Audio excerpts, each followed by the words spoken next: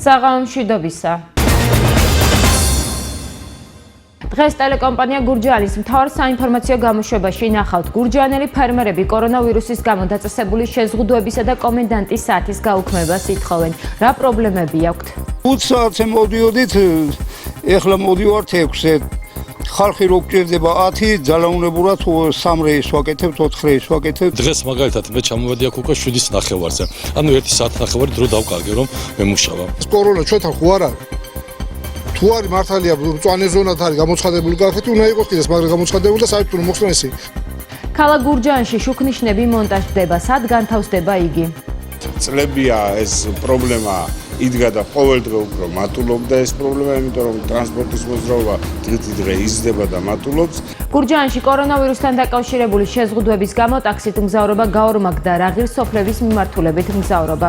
ადრე იყო ნახევარი, ეხლა არის სამილარი. დაუშვან ისე 4 კაცი და გაიაფთება, კაცო ჩვეულებრივ რაფასებიც იქნება, დარეგულირდება და ისე ვისფასები იქნება. მთავრობის ანტიკრიზისული გეგმა და ოპოზიციის შეფასება რა მოსწონს და რა არ მოსწონს გურჯაანში ნაციონალური მოძრაობის რაიონული ორგანიზაციის თავმჯდომარე თეიმურაზ ბუწაშვილს. ტელეკომპანია გურჯაანის სტუდიიდან ახალ ამბებს ნინო სამნიაშვილი გაგაცნობთ.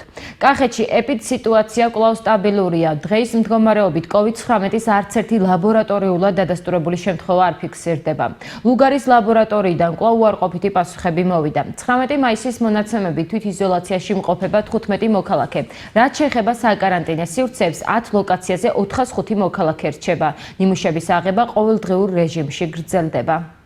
გურჯაანში გამოკითხული ფერმერები კორონავირუსის გამო დაწესებული შეზღუდვებისა და კომენდანტის საათის გაუქმებას ითხოვენ. მათი ინფორმაციით ხელი ეშლებათ მოსავლის დაბინავებაში. სასოფლო-სამეურნეო ნაკვეთებში სამუშაოები აქტიურად მიმდინარეობს. უკვე დაწყებულია ალუჩის კრეფა ვენახების ფურჩნა ორკვირაში კი გარგარის მოსავალს ელოდებიან. ეს შეზღუდვები მათ პრობლემას უქმნის. მათი თქმით, შეზღუდვების გამო ნაკვეთებში დილის 6 საათზე წასვლა უკვე დაგვიანებულია. პრობლემაა ისიც, რომ მანქანაში 2 ადამიანზე მეტის ჩასმის უფლება არ აქვთ. არადა მოსავლის კრეფვის დროს ერთდროულად ზოგჯერ 20-30 მუშა სჭირდებათ. ჩვენ ძალიან გაგვიჭირდება მithumetes სამის შემდეგ. კარგად მოახსენებათ, ზაფხულში უკვე ჩვენ 4 საათზე ვდგებით და 5-დან მუშაობას ვიწყებთ. აი დღეს მაგალითად მე ჩამოვედი აქ უკვე 7:30-ზე. ანუ 1 საათი-ნახევარი დრო დავკარგე რომ მემუშავა. რა თქმა უნდა, დილით სიგრილი არის, ყოველთვის ჯობია რომ დილით იმუშაოს ადამიანმა. ეს იყოს შეზღუდები, იყოს კი ბატონო თბილისში, შეიძლება იყოს დიდ ქალაქებში, სადაც სოფლის მეურნეობა არ არის, არა წარმოებენ წარმოებას. იქ იყოს, აი ჩვენთვის გლეხები და ფერმერები მოვითხოვთ რომ ჩვენთან ან რაღაც შეღავათე მოგცენ ან ყოველ შემთხვევაში მოიხსნას კომენდანტის საათი. თუ გინდათ ის გარემოება რომ მანქანაში 2 ადამიანზე მეც ვერ ვსვამთ, როცა კრეფა წავა ატმის არა, ძალიან მალე მოხდება ეს ერთი. 2 კვირაში გარგარი შემოდის, ატამი შემოდის.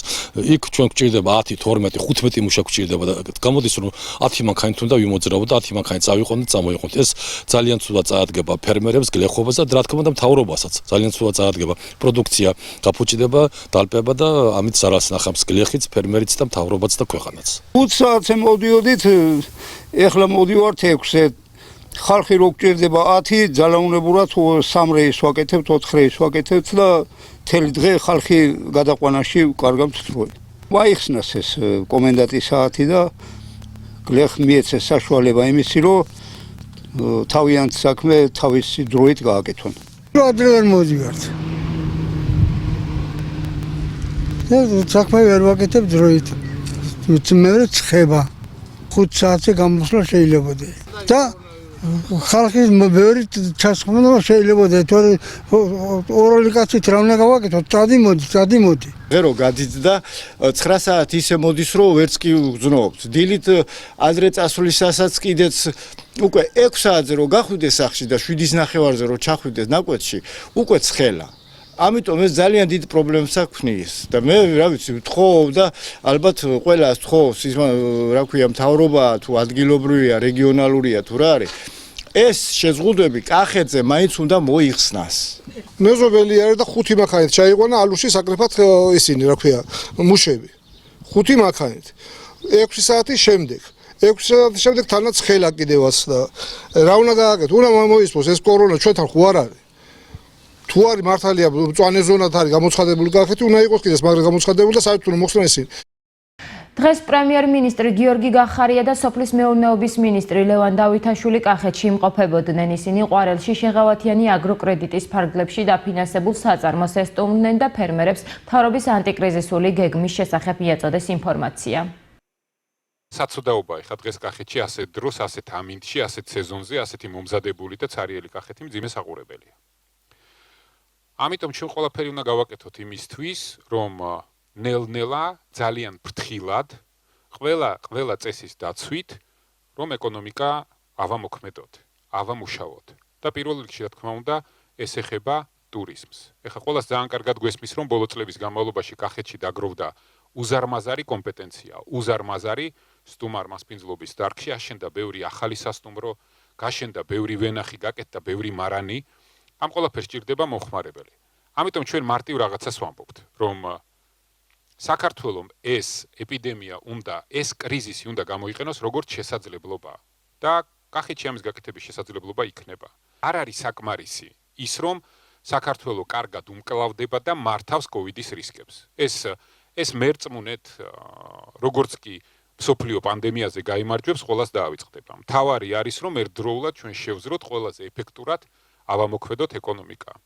მარტივია, სამყაროს სხვანაირი იქნება. აი ეს გადავივლით, ამასაც გავიმარჯვებთ, ამაზე დრო დაგვჭირდება, სოფლიო იქნება ცოტა სხვანაირი, სულ სხვა გლობალური კონკურენცია იქნება.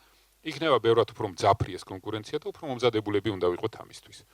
ერთ რამეს უნდა შევეგუოთ, რომ სამწუხაროდ ამ ვირუსთან ცხოვრება მოგვიწევს, როგორც ჩანს, გაურკვეველი დრო. თქვენ იცით, რომ ანტიკრიზისული გეგმა არის გაგრძელება იმ სტრატეგიის, რომელსაც სოფლის მეურნეობის სამინისტრო რამდენიმე წელიწადია ახორციელებს. ამის ნათელი მაგალითია ის საწარმო, სადაც დღეს ვიმყოფებით, ჯორჯერ ნეტრალში არის ერთ-ერთი გამორჩეული თანამედროვე ტექნოლოგიების საწარმო კახეთის რეგიონში, რომელიც ექსპორტს 50-მდე ქვეყანაში ახორციელებს და ფაქტიურად არის საქართველოს სახელი გააქვს მსოფლიოში, იმიტომ რომ ბრენდის დასახელებაში საქართველოს ფიგურირებს. ეს არის უნიკალური, ძალიან მაღალი ხარისხის პროდუქტები, ორგანული პროდუქტები და ზუსტად განხორციელებულია იმ სტრატეგიულ მიდგომასთან, სახელმწიფო პროგრამებთან, რომელიც ჩვენ გვაქვს. კომპანიამ პროექტი განახორციელა შეღავათიანი სახელმწიფო პროექტების ფარგლებში, რა თქმა უნდა, შეღავათიანი აგროკრედიტი, ასევე აწარმოეს საქართველოში პროექტის ფარგლებში განხორციელებული ჯამური ინვესტიცია შეადგენს $1,200,000. ამ თანხის ფარგლებში მოხერხდა ჩვენი ორგანული ბაღის საირიგაციო წვეთოვანი სისტემის მოწყობა. რაც შეეხება საწარმოს, 2 წლის წინ დაიწყო მშენებლობა აწარმოეს საქართველოში პროექტის ფარგლებში და დღეს ვხედავთ მოეწყო საწარმო ინფრასტრუქტურა, IQF გაყინის სისტემა და სამაცილრო მეურნეობა.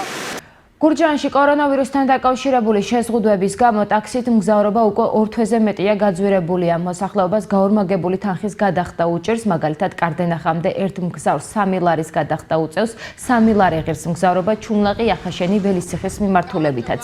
თელავამდე ტაქსით გადაადგილება კი 15-20 ლარი გახდა. ტაქსის მძღოლები განმარტავენ, რომ თუ შეზღუდვა მოიხსნება და 4 მგზავრის გადაყვანას კვლავ შეძლებენ, ფასები ძველებურად არეგულირდება. რა ღირს მგზავრობა გურჯაანი ახლოს სოფლებში მაკრინე გოგებაშვილი დაინტერესდა. არის კარდენახამდე მგზავრობა გურჯაანიდან. ადრე იყო ლარნახევარი, ეხლა არის 3 ლარი. მოსკაცროს მოვიեց ლარნახევარი სიხდი და თითო ადამიანია. ეხლა 3 ლარზე. დაუშვან ესე 4 კაცი და გაიაფთება, კაცო, ჩვეულებრივ რა ფასებიც იქნება, დარეგულირდება და ისევ ის ფასები იქნება. რატო გაძვირდა და 2 კაცზე მეც არ გვასვენებენ და იმიტომ გაძვირდა, კაცო. თუ მოყვა და 4 კაცი და თითო ლარს ვახდეინებდით, ეხლა 2 კაცი მოყვა და 2 ლარს ვახდეინებთ. დავქავდეთ სამდით 4 კაცი, ეხლა 2 კაცი. იმის ამ გამოვარდათ. დაუშვან 4 კაცი რა, რომ ხალხი ის იყო, იაფი იყოს, სად 4 კაცი, სად 2 კაცი. ორ ადამიან რო სამდგე ახლო რა, ხო უნდა გამოვარდათ 2. მეუნე ვარ, მე ვიღაცის ფული რაში გადავიხადო სხვისა. ჩასვი 4 უბრალოდ. 4 კიდევ ვერ ავსვავ. ხალხში უფულობაა და არ იხდიან, აბა რა განატყუიან, ჩვენ რა გავქნათ, კაცო. 15 ივნისამდე ქალაქ გურჯაანში 2 ლოკაციაზე შუქნიშნები დამონტაჟდება. ინფრასტრუქტურის სამსახურის უფროსის ინფორმაციით უკვე დაასრულეს წერტილოვანი საძირკვლების მოწყობა. შუქნიშნები თავისუფლებისა და წმინდა ნინოს, ასევე თავისუფლებისა და კოსტავას ქუჩების კვეთაზე განთავსდება. სამუშაოებზე ადგილობრივი ბიუჯეტიდან 155,000 ლარი დაიხარჯება. შუქრიშები მონტაჟდება კოსტავასა და თავისუფლების ქუჩის კვეთაზე და თავისუფლების ქუჩაზე ბაზრის ჩასახვევთან. ეს ორი ლოკაციაა შერჩეული იქიდან, რომ ეს ყველაზე რთული ლოკაციებია, წლებია ეს პრობლემა იდგა და ყოველდღე უფრო მატულობდა ეს პრობლემა, იმიტომ რომ ტრანსპორტის მოძრაობა დღითიდღე იზრდება და მატულობს და ეს წლების დაგროვილი პრობლემა 15 ივნისისთვის უკვე გადაჭრილი იქნება გურჯაანში. კორონავირუსმა 92 წლის ვაზისუბნელი ოთარ მატიაშვილი ვერ შეაშინა. მას პანდემიის პირობებშიც კი ხეზე მუშაობა არ შეუჩერებია. ჩვენ გიჩვენებთ მაგალითს თუ როგორ შეიძლება 92 წლის ასაკში იყო აქტიური და აკეთებდა შენ საყვარელ საქმეს. მაკლინე გოგებაშვილი გაგვაცნობს სოფელში ცნობილ დურგალს.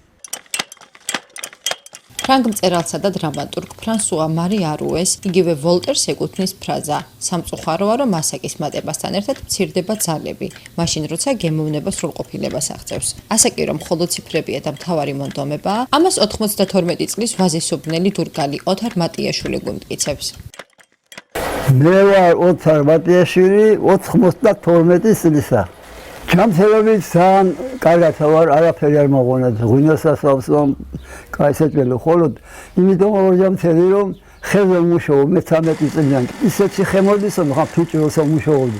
აი გესიამოვნება საკმელისუნი რო აქვს. ხეზე მუშაობა მისი ცხოვრების განუყოფელი ნაწილია და როგორც თვითონ აღნიშნა, ქმნის ინოვაციურ ხელსაწყოებს, რომელიც ხალხს შრომას უმარტივებს.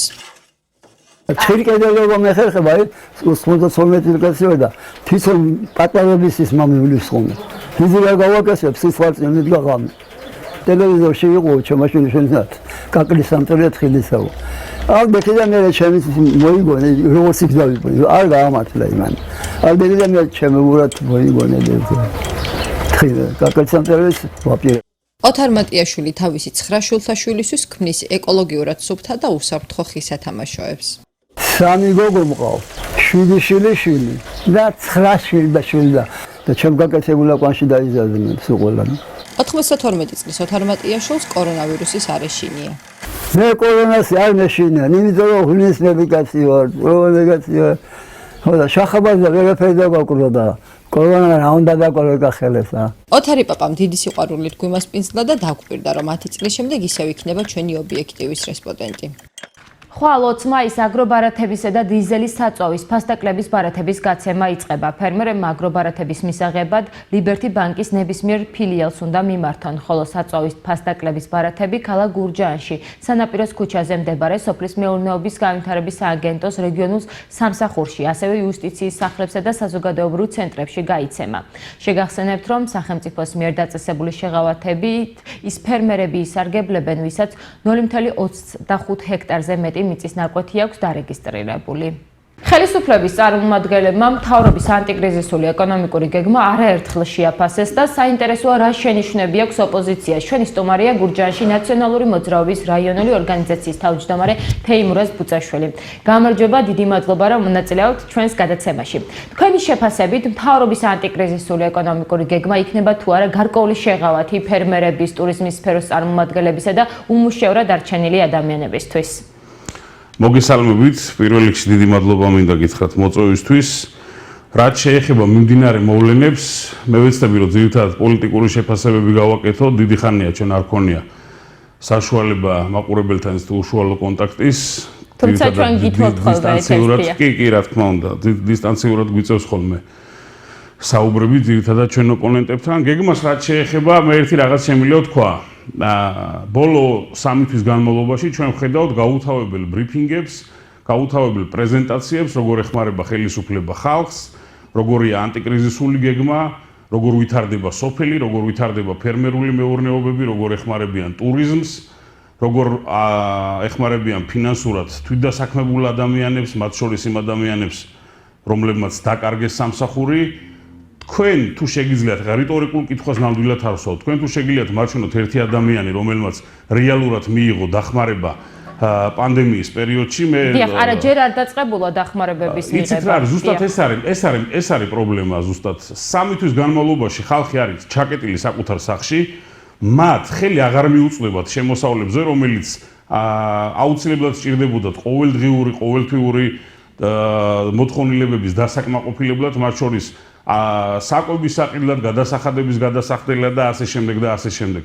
დღეს ეს ხალხი არის აბსოლუტურად შემოსავლის გარეშე. გარეშე. თქვენ ფიქრობთ, რომ აქამდე უნდა მიიღოთ უკვე ეს დახმარებები? ცხადია, რა თქმა უნდა. აი, ჩვენ ახლა მოდი საუკეთესო ვარიანტებს შევხედოთ. ნახე როგორ ეხმარებათ ამერიკის მთავრობა ყოველ ორ კვირაში ერთხელ ფინანსურ ინიექციებს ურიცხავს საკუთარ მოქალაქეებს, რომ მათ პანდემიის ამერიკას ვერ შევადარებთ ჩვენს ქვეყანას ალბათ.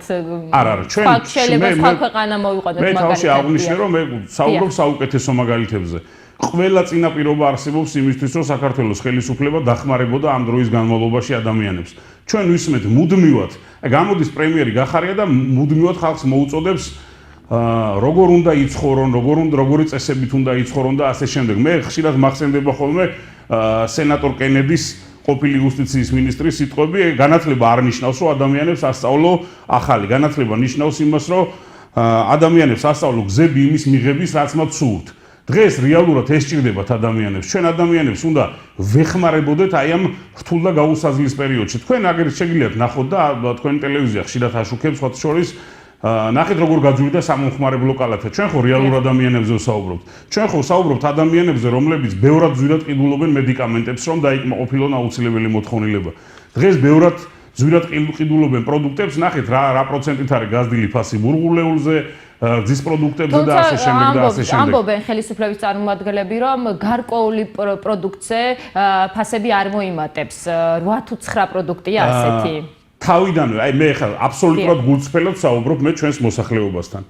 რამოდენიმე თვის უკან პრემიერმა გახარიამ და მინისტრთა კაბინეტმა თქვეს, რომ 10 მილიონი ლარით აზღვევდნენ ძირითად სამომხმარებლო კალათას, რომელიც აუცილებელ გადაუდებელ აუცილებლობას წარმოადგენს, რომ ადამიანმა მიიღოს. აბსოლუტურად ყველა პროდუქტზე ვეკითხები ჩვენს მაყურებელს, გაძვირდა თუ არა შაქრის ფხვნილი. გაძვირდა თუ არა ბურღულეული, გაძვირდა თუ არა რძის პროდუქტები. ეს ყველაფერი ხო იყო ამ ჩამონათვალში. მე ნამდვილად არაფერს არ ვიგონებ და ეს არ არის ხა რიტორიკა, რომელიც ძალიან ხშირად ტელეკომპანია გურჯაანს არაერთხელ გაგუშვებია რომ პოლიტიკური გუნდისგან ეს არ არის რიტორიკა. თუმცა როგორც ამბობენ, შესაძლებელია ფასებს უფრო მეტად მოემატა, ვიდრე ახლა არის. და მათ შეაჩერეს უფრო მეტად გაძვირება. ასე ამბობენ. აი მოკლედ შაქრის ფხვნილი ღირდა 1 ლარი და 60 თეთრი. დღეს ღირს 2 და 20, 2 და 30 თეთრი. რა შეაჩერეს? აი გულწრფელად მაინტერესებს. ალბათ ჩვენ ციციბურა რომელიც ღირს 5 ლარი ამაზე ფასები შეაჩერეს. ბოლო შეაჩერეს. არ გაძვირებულა, უკვე დიდი ხანია შაქარი ძვირდება და პრობლემა ეს არის ალბათ, რომ დიდი ხანია პროდუქტი ძვირდება და არა ამ პანდემიის პირობებში. დიახ. კიცით რა მინდა პრობლემა იცით რა არის? პრობლემა იცით რა არის? პრობლემა არის ის, რომ ეკონომიკა არის თავისუფალ ვარდნაში. პრობლემა არის ის, რომ სახელმწიფო ვერ არეგულირებს ფასებს ბაზარზე, რის შედეგადაც თითოეული საქართველოს მოქალაქე იხდის 2-ჯერ, 3-ჯერ და ხშირ შემთხვევაში 10-ჯერ უფრო ძვირს, ვიდრე იხდიდა პანდემიამდე და ან კიდევ უფრო შორშეგვიძლია წავიდე და შევადაროთ. ბრუნდეთ მთავრობის ანტიკრიზისულ ეკონომიკურ გეგმას და შევაფასოთ ეს. რა მოგწონთ მაგალითად თქვენ, რა არ მოგწონთ?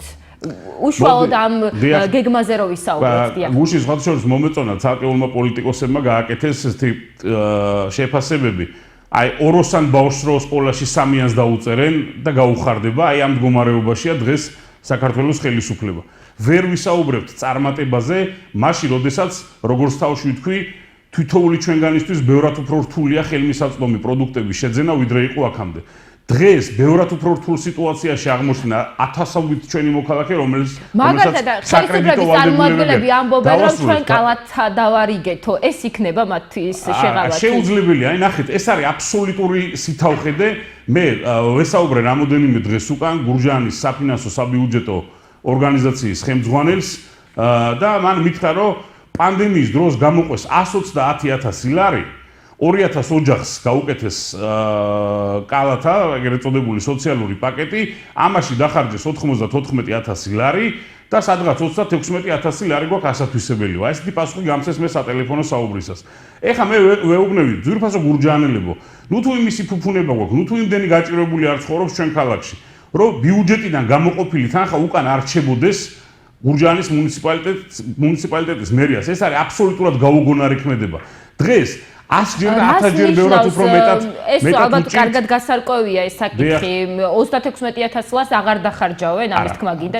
პრობლემა ის კი არ არის 36.000 ლარს ვეღარ დახარჯავენ. 36.000 ლარი და 10-ჯერ 36,000 ლარი რო არ დაიხარჯა აქამდე, ეს არის პრობლემა რეალურად. ადამიანებს უჭირთ პოსტპანდემიურ პერიოდში ადამიანები მოძებნიან შემოსავალს, ზოგი სოფლის მეურნეობას მიუბრუნდება, ზოგი რაღაცნაირად მოაგვარებს. ეხლა მთავარი პრობლემა არის ის, რომ საქართველოს მოქალაქეები, მათ შორის გურჯაანელები, არაერთი ოჯახი, რომელიც პანდემიამდე ცხოვრობდა უკიდურეს გაჭირვებაში, დღეს ცხოვრობენ ბევრად უფრო რთულად. მერწმუნეთ, ეს არ არის რაღაცა უბრალო რიტორიკა, ეს არ არის პოპულიზმი. შევხედოთ რა ხდება, ადამიანები ცალობით ყიდულობენ კიტრს, პომიდორს, ნახეთ რა ფასებია. ძირითადი სამოხმარებლო კალათი არის გაზდილი და ეს ნიშნავს იმას, რომ ხელმიუწვდომელი რჩება აუცილებელი პროდუქტები ადამიანებისთვის, რომლებიც თვითონ მათგან სჭირდება და ამ პრობლემას და რას ფიქრობთ, როგორ უნდა დაეხმაროს ხელისუფლება, ხო? როგორ უნდა შეაჩეროს ეს სწორი ფორმულირება ეს. საქართველოში ძვირდება პროდუქტი ამბობენ ხოლმე ამასაც. იცით რა, ჩვენ უკანასკნელი 8 წლის განმავლობაში გვესმის. რატო გაძვირდა დოლარი? გვესმის რომ ამბობენ რომ არის საგარეო ფაქტორები, შოკები, შოკუნიები, აღარ გავჩერდები ამაზე. 8 წლის განმავლობაში ვიყურებით გარეთ. და ამ გარეთ ყურებაში გამოხრჩა მთავარი და ხელისუფლებას გამორჩა მთავარი. ამ ქვეყანაში ცხოვრობს 5 მილიონი ადამიანი, რომელმაც ნდობა გამოუცხადა ავათო კარგად ხელისუფლებას, რომელიც ვალდებულია კრიზისულ პერიოდში დაეხმაროს საქართველოს თითოეულ მოქალაქეს. როგორ უნდა გავცეთ დახმარებები, როგორ უნდა გაგვეცა? მე ჩემი აზრია, დახმარება უნდა მივცეთ ყველას, ვისაც ეს სჭირდება. რამდენი უნდა მივცეთ ნაციონალური მოძრაობის ანტიკრიზისულ გეგმაში არის მსგავსი დაყოფა. საქართველოს ეს დახმარება ყველას რომ მისცე, ერთჯერადი დახმარება იქნება საკმარისი. გეტყვით, ერთი წამი დავასრულებ. საქართველოს ყველაზე დასრულ მოქალაქეს უნდა მივცეთ 1000 ლარი, ბავშვებს უნდა მივცეთ 500 ლარი. ეს ხელს შეუწყობს როგორც მინიმუმ ეს ფინანსური დახმარება ხელს შეუწყობს ადამიანებს, რომ პანდემიის პერიოდი გადაიარონ ბევრად უფრო მტკივნეულოდ. ცხადია, რა თქმა უნდა აქვს. ერთი ის რომ დასავლეთიდან მოდის კოლოსალური დახმარებები, რომელიც სხვათა შორის მინდა ხაზი გაუსვა ხელისუფლებამ თავისი უგუნური ქმედებებით, 8 მარტის ხელშეკრულების არ შესრულები და ხელშეკრულებით ნაკისრი ვალდებულების კითხვის ნიშნის დაყენების შემდეგ სათუო გახადა ის, რომ მაგალითად ევროკავშირმა მოგცეს 9 მილიარდიანი დახმარება და ამაზე საუბრობენ ალბათონი ანა ფოტიგა საუბრობდა, ბატონი კუბილიუსი საუბრობდა, უამრავი სენატორები, რიში, შაჰინი და ასე შემდეგ. საქართველოს ხელისუფლება რო აცდა დემოკრატიულ პროცესს, ეს არის ფაქტი. ეს რო ხელის შემშლელი იქნება პოსტპანდემიურ პერიოდში საქართველოს მოქალაქეებისთვის მიიღონ სასიცოცხლოდ მნიშვნელოვანი დახმარება და მერწმუნეთ საქართველოს ეკონომიკას მინიმუმ 10 მილიარდი ჭირდება, რომ დაუბრუნდეს იმ ნიშნულს, რომელიც იყო პანდემიამდე. ჩვენ გველოდება უკიდურესი სიღარიბე, ჩვენ გველოდება კიდევ უფრო ბევრად უფრო შეწუხებული ადამიანები სოციალური პრობლემებით, ამიტომ ვამბობ, რომ ადამიანებს პანდემიის შემდგომ კი არ უნდა ვეხმარებოდეთ, უნდა ვეხმარებოდეთ სალსახად, მაგრამ ყველაზე მთავარი და მნიშვნელოვანი რა დროს დაკარგა ხელისუფლებამ და გაუშვა ეს დრო ხელიდან იყო ის, რომ საქართველოს მოქალაქეს, რომელსაც დღეს უჭირს ყველაზე მეტად, დღეს უჭირს ხელმიუწვდომლობა მაგალითად მედიკამენტებზე, რომელიც გაზრდილია 200 და 300% და თქვენ სამ ქვეყნის მოქალაქე ბრძანდებით და მედიკამენტებზე ფასები დიდი ხანია მატულობს, ახლა ამ ბოლო 2 თვის განმავლობაში შეიძლება კიდევ მოიმატა, მაგრამ დიდი ხანია უკვე რამდენიმე თვეა მატულობს. იცი როგორ გამოდის, ახლა ბრმარაშიოდა და ორთავთვალსაო გავიგე, მესმის, რომ ეს ტენდენცია გრძელდება, წლებია გრძელდება და ზუსტად ამას ვამბობთ. რომ დღეს ბევრად უფრო ღარიბია ქვეყანა ვიდრე იყო 2012 წელს. დღეს ბევრად უფრო ძვირია პროდუქტები ვიდრე 2012 წელს. დღეს უფრო ძვირია მედიკამენტები ვიდრე 2012 წელს. მე ვამბობ და ამბობს და ამაზე თანხდება საქართველოს აბსოლუტური უმრავლესობა. ქართული ოცნების მმართველობა ეს არის დაკარგული 8 წელი ჩვენი ქვეყნის ცხოვრებაში. ნებისმიერი პანდემია, ნებისმიერი რთული სიტუაცია. ძალიან ძნელი იქნება, რომ ფასები შევადაროთ, დღევანდელი ფასები შევადაროთ. არ იქნება ძნელი და გეტყვით რატო. ყველა ნებისმიერი გამოწვევა უნდა გამოვიყენოთ. ეს არის შესაძლებლობა ჩვენი ქვეყნისთვის. აქ გლობალურ პრიზმაში რო შევხედოთ, ჩინეთიდან უამრავი კომპანია გამოდის საქართველოსთვის და ჩვენაირი ქვეყნებისთვის. ეს არის კოლოსალური შესაძლებლობა დღეს ქართულ ბაზარზე დავამკვიდროთ კომპანიები, რომლებიც გადაიხდიან კოლოსალურ გადასახადებს და ასაქმებენ ათობით ათასობით ჩვენს მოქალაქეს. ხელისუფლება ეხა უნდა კონდეს შექმნილი ჯარი და შესეული უნდა იყოს ფინანსურ ინსტიტუტებს. დღეს ვართ ბედისანაბარა. ხელისუფლებას გაუტყვა პოლიტიკური დივიდენდების აკრეფა ავადმყოფი ადამიანების ხარჯზე. ხელისუფლებას გაუტყვა ის, რომ თითოეულ ჩვენგანს გვეუბნება, რომ თქვენ დარჩით სახლში, ჩვენ მუშაობთ თქვენს მაგივრად. მე კიდე ერთხელ ვსვავ რიტორიკულ კითხვას. სახლში დარჩენა იყო მნიშვნელოვანი გარკვეული პერიოდის განმავლობაში, რადგან იცით როგორ არის? დავასრულებ ამ ჩემ აზრს. სიკვდილის შიში და ჩაანაცვლა დღეს შიმშილი შიშმა. და ეს არის აბსოლუტურად ლეგიტიმური. წეღანას თვითონ უნდა განმეორდე. ადამიანებს აქვთ რეალურად აქვთ პრობლემები, გამოიკვებონ მინიმუმ და ამით გადაირჩინონ თავი. ეს პრობლემები არსებობს და ხელისუფლება, რომელმაც აღმართა კედელი საკუთარ ხალხთან, თუ ამ კედლიდან მაინც გადმოიხედება და ერთხელ მაინც ათხოვებს ყურს, რას გრძნობენ ადამიანები, რომლებიც შიმშილის ზღვარზე ცხოვრობენ, რომლებიც ხშირ შემთხვევაში მშივრები იძინებენ, ათასობით და 10,000-ობით ბავშვი, რომელიც შიმშილის გამო იღუპება ამ ქვეყანაში, თუ ამ ყველაფერს შეუთავსებენ სწორ დამოკიდებულებას, თუ ბიუროკრატია იქნება იმაზე ნაკლები, ვიდრე არის დღეს, მერწმუნეთ, ეს ქვეყანა ბევრად უფრო მალე დააღწევს თავს პანდემიას, ვიდრე გასაგებია. მაგალითისთვის ძალიან მარტივი შედარება მინდა. მათთვის არის გარკვეული ძალიან მარტივი შედარება მინდა გავაკეთო. ნახეთ როგორ არის. იცით რა, მე მინდა რომ კითხვა დაგისვათ და დიახ, დავასრულებ ძალიან. გურჯაანის მუნიციპალიტეტის მოსახლეობა, რომელიც შეადგენს დაახლოებით 70-72,000, გურჯაანის მუნიციპალიტეტის მერიამ გამოყო 120,000 ლარი იმისთვის, რომ ამ ადამიანებს დახმარებოდა, ხო, ბწყალებში. ამის ფონზე 95,000 ლარიან მანქანას ყიდულობს საქართველოს კონსული ბრაზილიაში. აი წარმოიდგინეთ ახლა, ის რაც მთელი გურჯაანის მოსახლეობას უნდა შეხვედროდა ამ ფინანსური დახმარებით, ერთმა ადამიანმა პანდემიის პერიოდში პირად კომფორტზე დახარჯა 95,000 ლარი. ეს არის აბსოლუტურად გაუგონარი გადაწყვეტილება. ჩვენ რისი საშუალებაც ქონდა დავეხმარეთ და ახლა მთავრობის ანტიკრიზისული ეკონომიკური გეგმით უნდა ისარგებლონ ადამიანებმა. მე მინდა კითხოთ ასევე სოფლის მეურნეობის საკითხზე, როგორც ცნობილი არის 200 ლარიან ვაუჩერს მიიღებენ ფერმერები, ასევე შეღავათი ექნება ცაწვავზე. ფიქრობთ, რომ ეს დახმარება იქნება საკმარისი მათთვის? ცალსახად ეს დახმარება არ იქნება საკმარისი. მაგრამ იქნება შეღავათი. მეორე. ეს დახმარება დღეს უკვე არის დაგვიანებული. ვისაც ოდნავ მაინც აქვს წარმოდგენა სოფლის მეურნეობის სექტორში რა ხდება, დღეს 200 ლარიანი ვაუჩერი აი ეხლა როდესაც არის მაისის თვე, ეს არის წარმოუდგენლად გაუგონარი. თუმცა აპრილში რომ მიიღოთ ეს ვაუჩერი, ალბათ ისეთი მდგომარეობა იყო, რომ შეუძლებელი იქნებოდა, ვთქვათ, უნდა ადამიანები დარჩენილიყვნენ სახლში. მაგრამ ფიქრობთ, რომ შესაძლოა ეს უფრო ადრე ყოფილიყო, აი ვთქვათ, რა თქმა უნდა, ეხლა თუ ჩვენ სახლში ყვა ავადმყოფი და ხელში გვიჭირავ წამალი, რომელიც მის ჯანმრთელობის მდგომარეობას ბევრად უფრო გამოაკეთებს და ამ წამალს ვაძლევთ 3-4 დღის შემდეგ, მას შემდეგ რაც მას დაეწყო ტკივილები, ბუნებრივია ის წამალი ვერ მოახდენს ისეთ ეფექტს. ეს არის ძალიან მარტივი. დღეს გლეხებს ჭირდებოდათ უსწრაფესი დახმარება, სოფლის მეურნეობას ჭირდებოდა უსწრაფესი დახმარება. ნებისმიერი თქვენ ყოფილიყავით ხელისუფლებაში, როგორ დაეხმარებოდით? ჩვენ რო ვიყავით ხელისუფლებაში, ხდებოდა მუდმივად ხდებოდა ყოველ წელიწადს, აგერ არის მაყურებელი და თვითონ გააკეთოს დასკვნები. მუდმივად ხდებოდა ვაუჩერიზაცია, მათ შორის სოფლის მეურნეობისთვის სასიცოცხლოდ მნიშვნელოვანი პრეპარატების, რომელიც შეწამლისთვის ჭირდებოდა გვარჯილა. თუმცა მაშინაც ხოლმე პრობლემები გახსოვთ ალბათ თქვენ. იცით როგორ არის? აი მე გეუბნები, მე რაც მახსოვს 2012 წლამდე მუდმივად ყოველ წელიწადს იყო საწვავის ვაუჩერი, გვარჯილის ვაუჩერი, სხვადასხვა საჭიროებები, რომელიც ჭირდებოდა და წარმოადგენდა გადაუდებელ აუცილებლობას სოფლის მეურნეობის სექტორისთვის.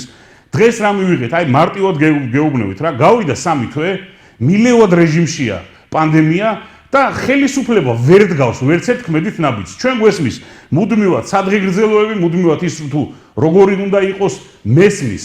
ეს ყველაფერი კარგია, სურვილი და შესაძლებლობები აბსოლუტურად განსხვავებული რეალობაა. არც ერთ ქვეყანაში, სადაც არის პანდემია, ნახეთ როგორ მოიქცა იტალიის ხელისუფლება. ნახეთ როგორ იტალია სხვადასხვა ტურისტული ქვეყანაა, მათ შორის ისევე როგორც საქართველო და ძალიან დიდი შემოსავლით, მათ შორის ესპანეთი.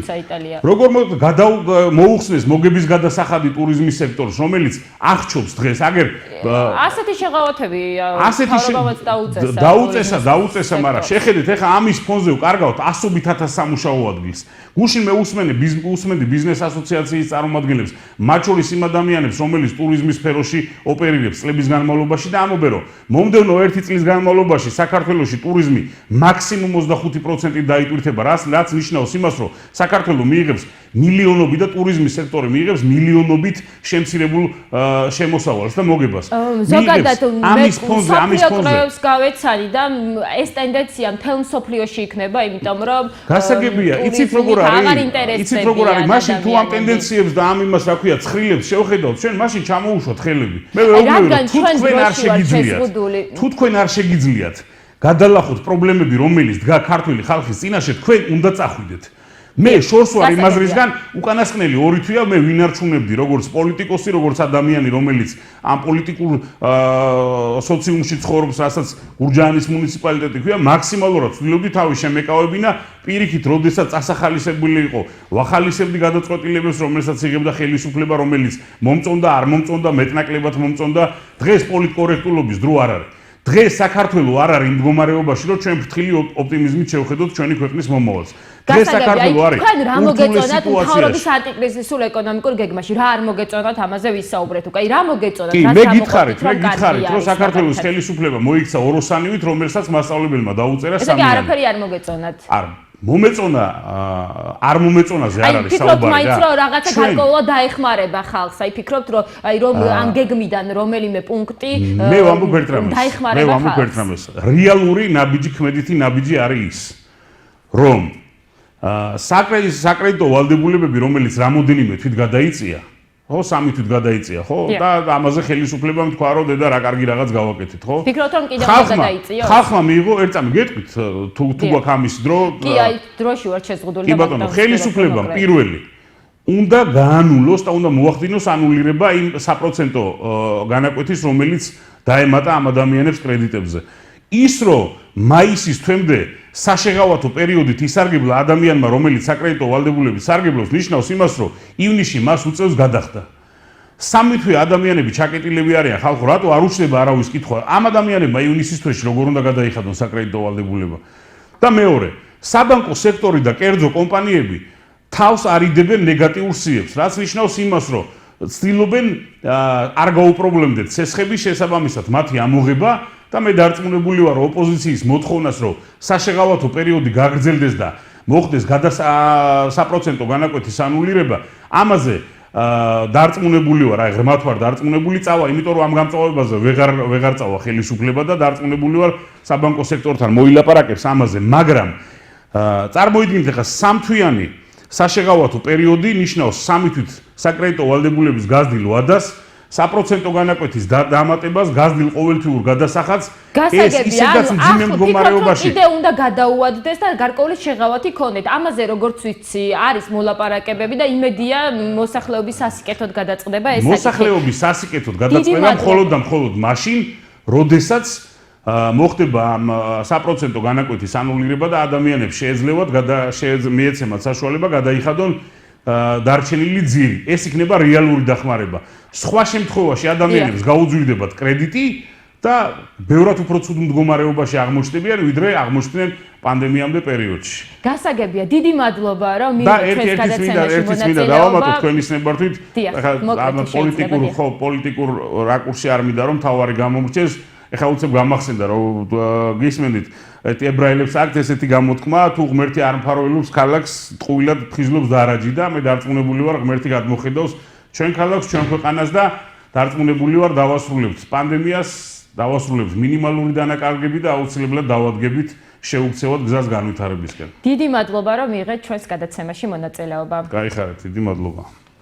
გამოშვებას რეგიონის გარეთ განვითარებული მოვლენებით განმაგრძობთ.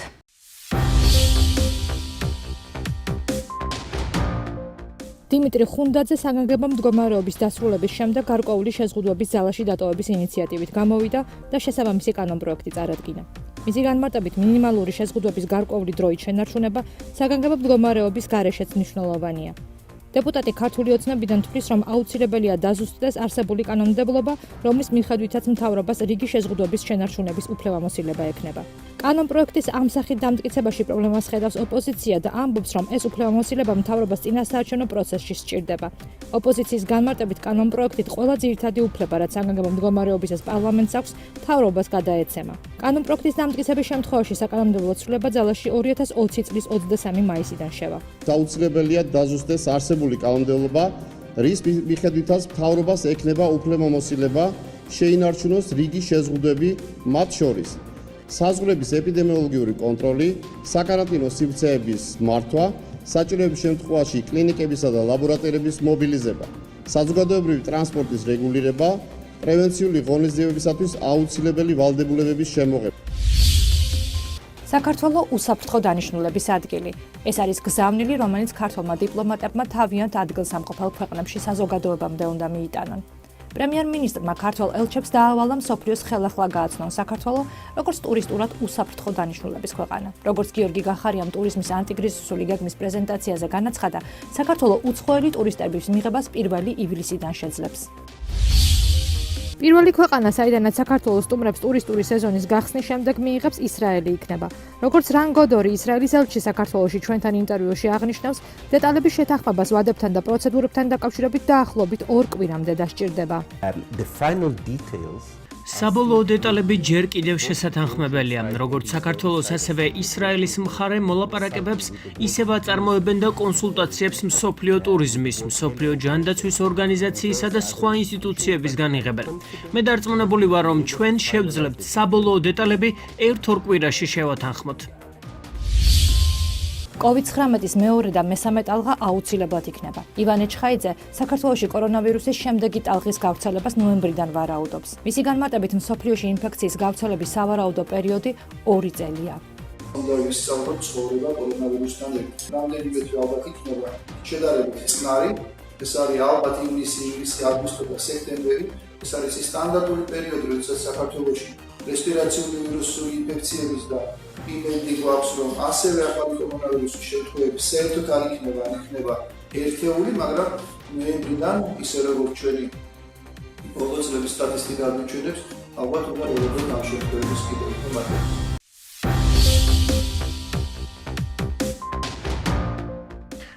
მე ცხოვრობ მაღალმთიან სოფელში, სადაც არ არის კაბელური ინტერნეტი. შესაბამისად, გვიწევს, რომ მობილური ინტერნეტით ვისარგებლოთ. ნაზი ანთაძე ერთ-ერთია იმ 3,189,300 მომხმარებლიდან, რომელიც მობილურ ინტერნეტს იყენებს. თუმცა ნაზისთვის მობილური ინტერნეტი ციფრულ სამყაროსთან წვდომის ერთადერთი საშუალებაა. იგი სამცხე-ჯავახეთის სოფელ გომაროში ცხოვრობს, სადაც მისივე თქმით არც ერთი ინტერნეტ პროვაიდერი არ ფუნქციონირებს. საქართველოს კომუნიკაციების ეროვნული კომისიის მონაცემებით სამცხე-ჯავახეთში ინტერნეტის დაფარვის სიმკვრივე დაახლოებით 25%-ია. პანდემიისა და საგანგებო მდგომარეობის პირობებში ინტერნეტზე წვდომა კიდევ უფრო მნიშვნელოვანი გახდა. შეზღუდული გადაადგილების პირობებში განათლება თუ სამუშაო დისტანციურ რეჟიმზე გადავიდა. ვირუსის შესახებ ინფორმირებისა და რეკომენდაციების მისაღებად კი ინტერნეტი ერთ-ერთ მთავარ წყაროდ ითვლება. მარეგულირებელი კომისიის მიერ გამოქვეყნებულ წერილში ვკითხულობთ, რომ საქართველოს მოსახლეობის 82%-ისთვის ინტერნეტი ხელმისაწვდომია. თუმცა როგორც მათ საიტზე განთავსებულ ინტერნეტ რუკაზე ვხედავთ, ინტერნეტის დაფარვის სიმკვრივე ტერიტორიული ერთეულებს შორის მკვეთრი დისბალანსით ხასიათდება. განსაკუთრებით რთული მდგომარეობა მაგალითად რაჭა-ლეჩხუმსა და ქვემო სვანეთში, სადაც ეს ციფრი 3.16%-ს უტოლდება. თბილისში კი ეს რიცხვი 100%-ს აღემატება და დაახლოებით 128.23%-ს შეადგენს.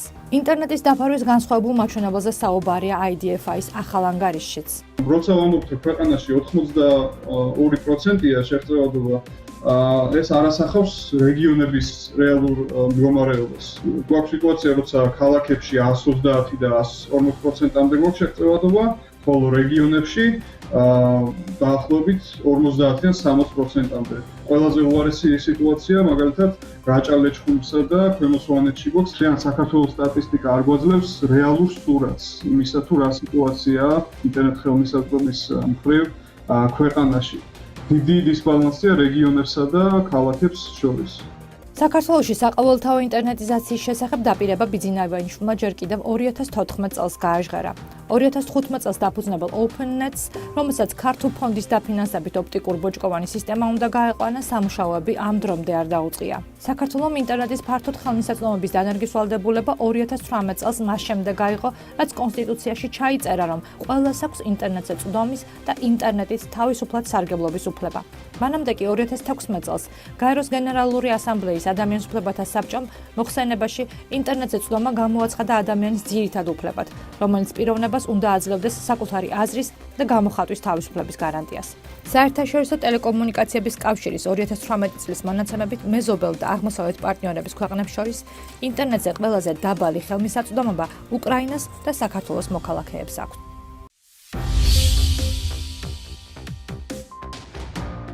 კორონავირუსის პანდემიამ ევროპული ბაზრის მასშტაბური ჩამოშლა გამოიწვია. აპრილში ახალი მსუბუქი ავტომობილების გაყიდვები იტალიაში, ესპანეთში, დიდ ბრიტანეთში და ირლანდიაში თითქმის 100%-ით დაეცა. ბრიტანეთის პარლამენტის ქვედა პალატამ კანონპროექტი მიიღო, რომელიც ევროკავშირის ქვეყნების ისლანდიის, ლიხტენშტაინის, ნორვეგიის და შვეიცარიის მოქალაქეების ბრიტანეთის სამუშაო ბაზარზე თავისუფალ წვდომას აჩერებს. კანონპროექტს ახლა ლორდთა პალატა განიხილავს. 1 ივნისიდან სერბეთის საზღვრები ალბანეთის, ბოსნია-ჰერცეგოვინის, ჩრდილოეთ მაკედონიის და ჩერნოგორიის მოქალაქეებისთვის გაიხსნება. ველით რომ ევროპის ამ ნაწილში სხვა პარტნიორების, ექსპერტების მოსაზრებების პატივისცემით ზომების შერბილებას დაიწყებენ და თანდათანობით გახსნიან საზღვრებს, განაცხადეს სერბეთის საგარეო საქმეთა სამინისტროში. ამერიკელი მეცნიერები მიიჩნევენ, რომ ზაფხულის სიცხე პანდემიას ვერ შეაჩერებს. სტატისტიკური მონაცემები მიუთითებს იმაზე, რომ ჰაერის მაღალი ტემპერატურა და ტენიანობა კორონავირუსის გავრცელებაზე მხოლოდ უმნიშვნელო გავლენას ახდენს. ნათქვამია პრინსტონის უნივერსიტეტის კვლევაში. ესპანეთმა ქვეყანაში იტალიიდან შესვლის აკრძალვა გააუქმა, რომელიც 11 მარტიდან მოქმედებდა. თანდათანობით მიმდინარეობს ავიამიმოსვლების და საზღვაო ტრანსპორტის მიმოსვლის აღდგენა.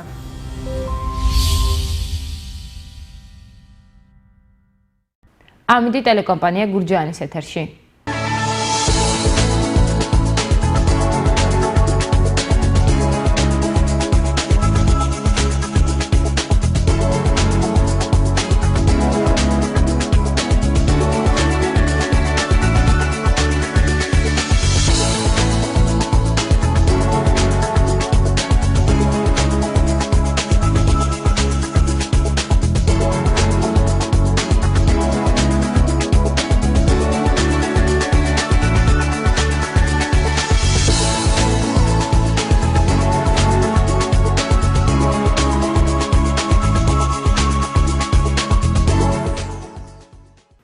ახალი ამბები ნინო სამნიაშვილმა გაგაცანით, გემშვიდობებით, ხვალამდე, ნახვამდის.